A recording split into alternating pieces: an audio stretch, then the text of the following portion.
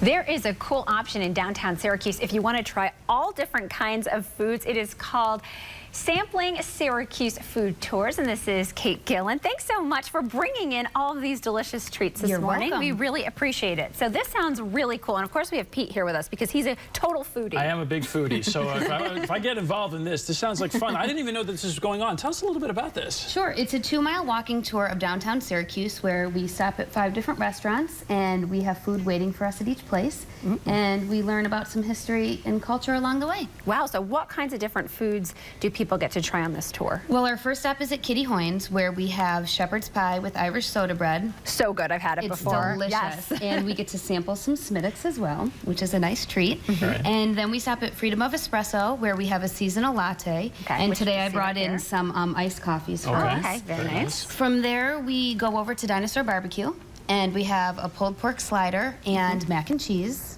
Very good mac and cheese Delicious. there. And from there, we stop at Possibilities, where we have spicy hot tomato oil and their stretch bread. And then we finish the tour with a cupcake from Red House Cafe. This I haven't had. I've had the hot oil and all that stuff. This is really a cool thing to do.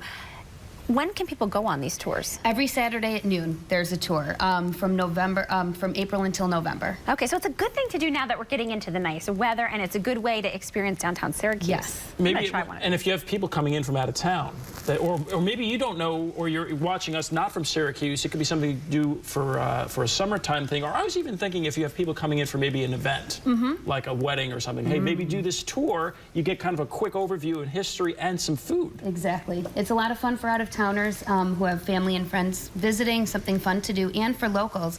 I've had a lot of locals say to me, oh, I haven't been downtown in a while. You know, this sounded like something to do, and they're amazed at all the revitalization that's going on. How can people get more information, and how much does this cost? More information can be found at syracusefoodtours.com, and it costs $36. Per person. Per person, yes, and it covers all of your food. This is delicious, by the way. Yes, Red House Cafe never disappoints. Every week they make a different cupcake for us. Good thing to do for bachelorette parties. Oh, there's another too. idea, I was just yeah. thinking about that. Corporate events, and we do private group tours, so all the information can be found at the website. How did you get this idea?